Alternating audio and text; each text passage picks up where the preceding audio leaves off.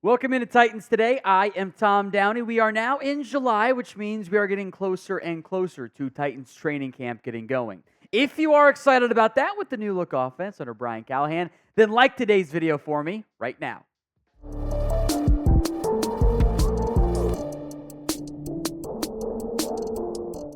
Today's show is all about the drama in Dallas and how it could potentially benefit the Tennessee Titans. CeeDee Lamb, the Cowboys superstar wide receiver, is looking for a new contract, which you lead the NFL in yardage and you're first in catches among receivers. Like, you deserve a new contract. It's really not that hard. He, however, is not expected to report to at least the start of training camp without a new deal. And there are already rumors of a possible trade request coming from Lamb. Here's what NFL's The People's Insider, Pretty Ricky, tweeted out yesterday. CeeDee Lamb will request to be traded if the Cowboys do not offer him a new contract worth at least $32 million per year. He wants to be at least the second highest paid wide receiver in the NFL. Now, we'll go in depth on the credibility of Pretty Ricky here in a moment. There have been some conflicting reports out of this from Dallas. Bob Belt saying, yeah, that number tracks, $32 million at least. He didn't know about the trade request. Clarence Hill of the Fort Worth Star-Telegram said, no, it's not credible at all, so who knows? I think it's worth mentioning that Ricky has nailed some NFL transactions this offseason. He was first by a good while on the Trevor Lawrence deal. He was first on the Justin Jefferson deal. And not just saying it was going to get done, but like saying, yeah, it's a record-setting contract. Got this much. Got all that stuff right.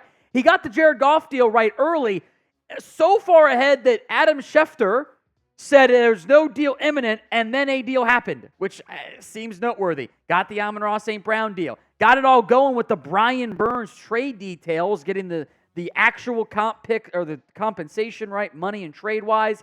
He was first on the Calvin Ridley rumors. He was way ahead of like, hey, other AFC South team's going to get him. Boom, Ridley stunner, right? Had Tyler Boyd to the Titans done days earlier. Had Odell Beckham and the Dolphins done. Now, he's not batted 100%.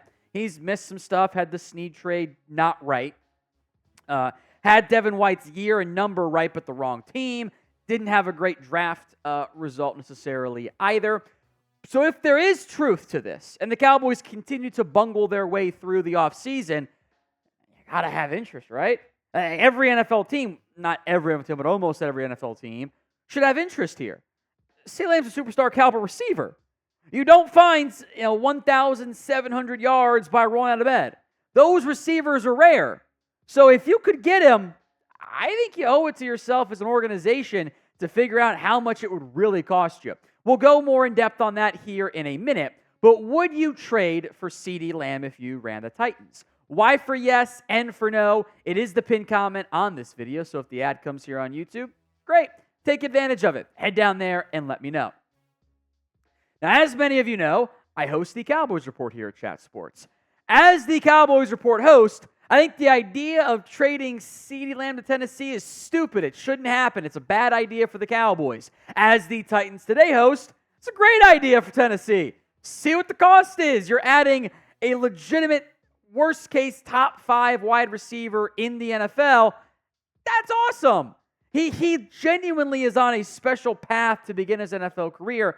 Over the first 4 years of his season, which didn't always have Dak for those, the starter, here's where Lamb ranks among receiving yards. He's behind Justin Jefferson, Michael Thomas, who was great before the injuries reared their ugly head, this dude named Randy Moss, then Lamb, and Torry Holt.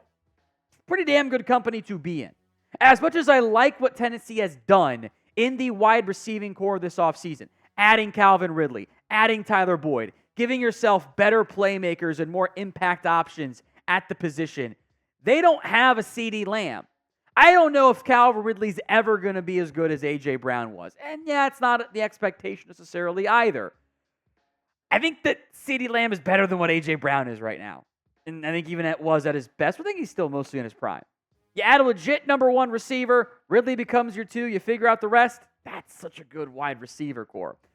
But it also might be adding too much into the wide receiver spot at once, especially relative to the cost. So do you think the Titans need another wide receiver? 1 for yes, they do. 0 for no, they do not. They're in great shape. Give me your honest opinions in the comments section.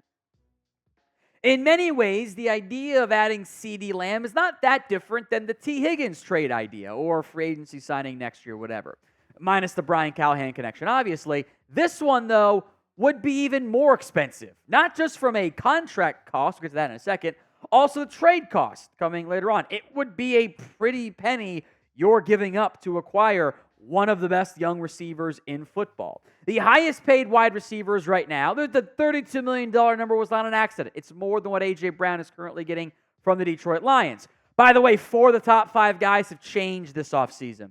And Tyreek Hill also might get a new deal. Funny how the market works, right? Jefferson's at 35. He's also the highest guaranteed contract. This one a little bit different because that Tyreek Hill 30 number was a little bit fake. $110 million fully guaranteed for Justin Jefferson. Then it's A.J. Brown at $84 million. I had thought the guaranteed money might be the bigger issue for the Cowboys and Lamb in terms of getting a deal done, but if they can't get the average per year figured out, that's a whole different issue. I think this is kind of straightforward. You beat out A.J. Brown, if that's all he really wants. 4 years, $132 million.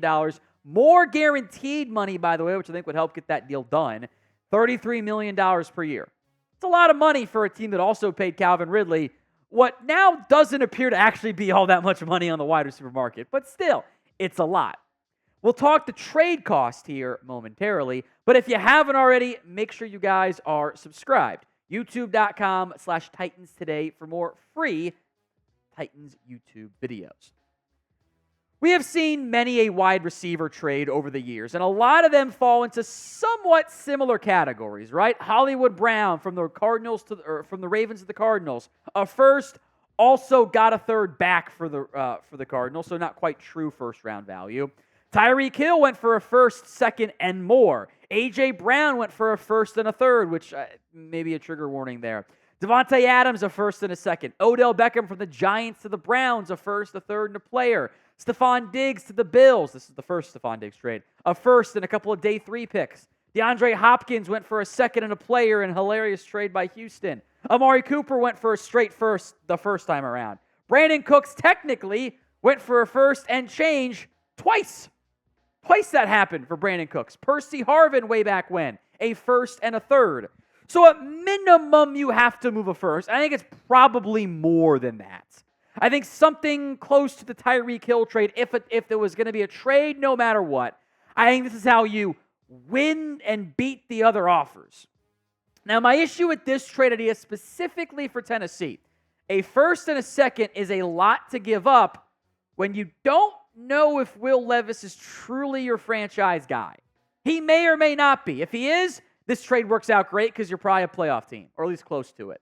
If he's not, boy, you might need that first to draft somebody else, whether it's this year or next year. So, the Patriots might be more inclined, in particular, to do that potential trade. The first and the second kind of matches the Tyreek Hill deal. If you trade for CeeDee Lamb, you kind of got to move a receiver, by the way, because Burks is now receiver 5 at best. Throw him in there as the additional deal to intrigue the Cowboys a little bit more. The one that might make the most sense for Dallas or for Tennessee is this one. You still got to give up that first. Conditional day 3 pick based on playoffs or whatnot. You don't really need DeAndre Hopkins anymore, do you? Who, by the way, kind of wanted to be in Dallas the first time around, was telling people. Dallas said no. Might have been a mistake on their front, given how he played last year. Or you could flip Hopkins somewhere else and send draft picks as part of it. I think in the hypothetical scenario, because I still think the deal gets done in Dallas, but it's the Cowboys. They've been a dumpster fire this offseason, if we're being honest. That trade, I think, should be in the Tyreek Hill trade range. We haven't seen a player go for 2 first-round picks at wide receiver in I think, the Joey Galloway, ironically involving the Cowboys. I think that was 2 first. At least it was a first. I think it should be at least in the Hill range. Maybe it's even in the first and 2 first-round range. Maybe you get lucky and you kind of get the equivalent of the A.J. Brown trade. Now, that was a unique situation, I suppose. I also want to make this point. As the Cowboys board host, I can say this, and you can know it's accurate. The Cowboys are bad at trades. They've not won a trade in a long time. This is not your Herschel Walker trade, Cowboys. This is we traded Amari Cooper for a 5th and a 6th-round pick swap. This is we got no trade interest for Lyle Collins. This is we gave him first for Amari and flipped him for nothing later. They're not good at making trades. Now, when they're acquiring a veteran like a Stephon Gilmore, sure. Trading dudes away, they don't maximize their value very often. They should not trade him at all. Doesn't make sense for them. Or whether they're rebuilding or winning now, Lamb helps them do that. But they've been a mess this offseason. Like a real messy disaster class offseason. So maybe you call and see what happens. I'm sure the Titans in the NFL saw that report. Maybe a call. So if you made it to the end of today's video, thank you all so much. Make sure you've liked it, as you should do for every Titans Today YouTube video by us here at Chat Sports.